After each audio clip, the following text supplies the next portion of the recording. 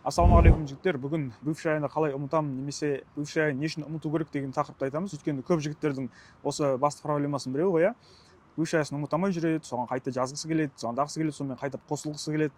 Бұл тема бәріміздің басымыздан өткен, менің де басымнан өткен. Мен содан кейін осы тақырыпқа келгем, негізі осы тақырыпты мен сол бывшаяны ұмыта алмай келгем. Сондықтан енді бұл видеода бір толық бір ашып тастаймын демесем де, саған пайда беретін үш мәселені айтамын. Сондықтан видеоның соңына дейін қара, түсініп ал.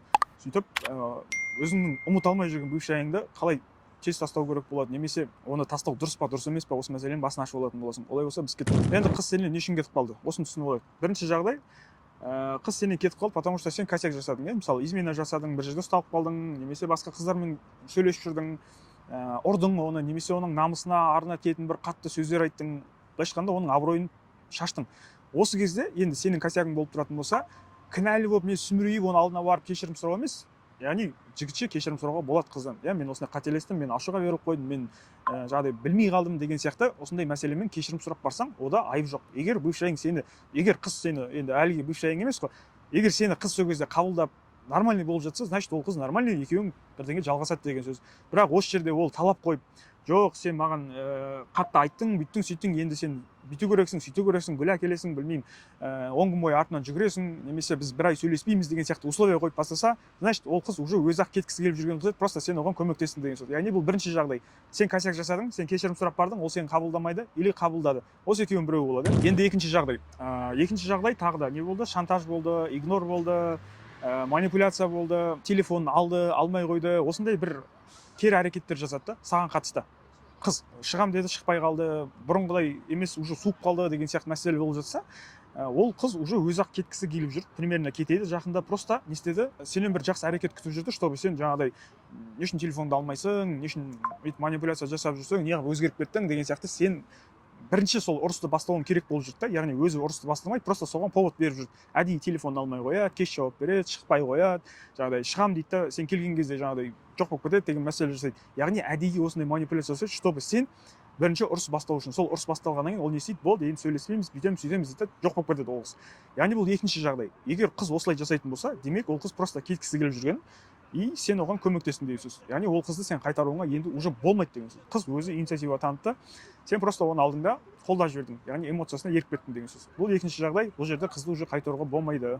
Енді соңғы үшінші жағдай, қыз өзі саналы түрде сенен кетті. Яғни сен өзгеріп кеттің, басында жақсы жігіт едің, кейін ішіп кеттің, может ойнап кеттің, қуып кеттің, немесе қыз шешім қабылдады солай, мен басқа жігіт жақсы ұрып қалдым, немесе басқа ұнататын адам бар, немесе сен мен бола алмаймын деген сияқты. Яғни қыз өзі саналы түрде сенен кетті.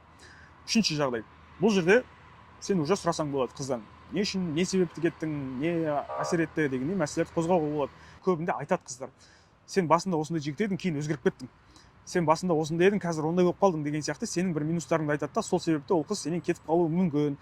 Демек осы үш жағдайдың біреуімен қыздар сені тастап кетеді деген сөз. Тағы да басқа жағдайлары көп айтуға болады, бірақ басты осы үш жағдай бар. Енді көп жігіттердің осы жерде мәселе шығады, не істеймін енді, ол қыз қалай қайтарам, маған соны айтсайшы, не істеймін, қалай қайтарам деген мәселе болады. Осы кезде жігіттер, үшінші жағдай болып сенің минусыңды айтып ол тастап кететін болса, оны қайтару өте қиын болады. Екінші жағдай, ол өзі шантаж жасап, манипуляция жасап қайтып кетіп қалатын болса, оны қайтаруға керек жоқ. Бірінші жағдай болып, егер сен өзің косяк жасап, өзің кешірім сұрап барсаң, онда возможно сөйлесуге болады. Яғни бірінші жағдайда ғана қайтаруға болады қызды. Қалған екі жағдайда ол қыз қайтпайды деген сөз. Ол қыз өзі шешім қабылдап сенен кетті деген сөз. Екінші мәселе, қызды қайтарам деген кезде ешқашан, мысалы біздің жігіттердің қателігі, мына инстаграмды алып алады да, қыз кетіп қалды ғой, енді ана қызға история салып, инстаграмын активно жүргізіп, анда барып, мұнда барып, қыздармен сурет салып, ой, қара, сен кетіп қалсаң да менің өмірім күшті болып кетті, сенен кейін өмірім жақсы болып кетті деген сияқты спортпен айналысып, ақша тауып жатқанын көрсетіп, яғни жігіттер қуа бастайды. Ол өзі үшін істеп жатқан жоқ қой жігіттер, не үшін? Ана қызға көрсету үшін. Ана қыз историяны көрсе, мәз болып қуанады, қыз көрмесе, ауырып, депрессияға түсіп, көрмей жатыр, қарамай жатыр, білейін, не істеймін, қалай қарадам, может үй жағына барайын ба деген сияқты қуа бастайсың да. Бұның бәрі қате жігіттер. Бұндай тіршілік вообще болмайды. Көбінде осы жігіттерге кеңес береді, мысалы басқа эксперттерді тыңдайтын болсаңдар, особенно орыстарда. Қыз кетіп қалды ма, ничего, инстаграмды сал, көрсет, өміріңді көрсет, ватсапқа стористар сал, что ол сені көрсін, что ол нехой өмір сүріп жатқаныңды көрсін деп. Қыздардың бұл идеясы. Негізі қыздар осылай істейді. Бізден кетіп қалған кезде, немесе сен бір қыз тастап кетсең, қыздар не істейді? Ой, күшті клубта жүргенін, басқа подружкалармен қыдырып жатқан, Турцияға кетіп барып, Дубайда жүр, ой, керемет болып кетеді ана қыздың өмірі. Бірақ ол не үшін істеп жатыр? Өзі үшін емес қой. Ол керісін саған көрсеткісі келіп жатыр да, қара, сен мені тастап кеттің ғой, зато мен қалай күшті болып кеттім, көрдің бе, қалай мен байып кеттім, қандай күшті жігіттермен араласып кеттім деген сияқты. Тура осыны біздің жігіттерге де үйретеді. Яғни қызың сені тастап кетті ма, или қыз сенен кетіп қалды ма, давай делай, болды, көрсет, инстаграмың түс, бәрін жайқаратып көрсетіп қой, вот қыз көрсін кімнің тастап кеткен деген сияқты ішін ашу үшін бірдеңе істейді. Бұл қате жігіттер. Бүйтіп істеген сайын сен ана қызға одан сайын байлана бересің, ана қызға зависимый боласың, анау сені көрсе қуанасың, көрмесе ауырасың, қуа бастайсың. Сондықтан бұндай қатені жібермейміз. Ол қыздар прекрасно біледі, что сенің инстаграмда керемет өмір сүріп жатқан мына жынды ма деп айтады саған, инстаграм көреді да, мынау қуама, не үшін істеп жүр бұлай, мені көрсін деп істеп жатыр ма деген сияқты. Қыздар біліп қояды оны, қыздар өйткені қыздардың техникасы бұл. Сондықтан ондай қатені істемейміз, қайта қыздың көзінен мүлдем жоқ болып кетеміз. Инстаграмнан, тиктоктан вообще жоқ болып кетеміз. Қыз сені вообще көрмеу керек, қыз білмеу керек, сен не істеп жатсың, қайдасың, кіммен жүрсің. Осы мәселені полный алып тастайтын болсаң, вот сол кезде қыз саған қызығады, вот сол кезде оның іші ашиды, мынау қайда, не істеп жатыр, кіммен жүр, не үшін жоқ болып кетті ол деген сияқты. Вот сол кезде қыз саған қызыға бастайды, қыз сені іздей бастайды. Егер қызды қайтарғың келетін болса, бірінші мәселе осы. Қызға наоборот выебываться етіп өзіңді көрсету емес, қыздардың техникасын қолып, наоборот жоқ болып кетесің. Бір айға, 2 айға жоқ болып кетесің. Содан кейін барып жайлап көріне бастасаң болады. Вот сол кезде көріне бастаған кезде де, яғни уже сәл образыңды өзгертіп, түріңді өзгертіп, киіміңді өзгертіп, толып немесе азып деген сияқты качас етіп, бір өзіңді ретке келтіріп, басқа бір образда көрінсең, қыз уже саған басқа адам секілді қарай бастайды. Сол кезде сенде шанс болады. Оған дейін жаңағыдай техникамен қуудың керегі жоқ жігіттер. Егер осы тақырып қатты қызық болатын болса, бывшаямды қайтармай жатырмын, ұмыта алмай жатырмын, не істеймін дейтін болсаңдар, біз сендерге көмектесе аламыз. Жеке консультацияға жазылсаңдар, біз осы мәселе бойынша арнайы видеомен немесе аудиомен сөйлесіп, сенің жеке мәселеңді талдап шешіп бере аламыз. Бұған міндетті түрде медитация жасап, психологқа барып, бір қатты бір депрессияға түсіп кетудің керегі жоқ жігіттер. Біз ол тақырып, мен өз басымнан өткеннен кейін айтып отырмын. Мен солай қуғам уақытысында.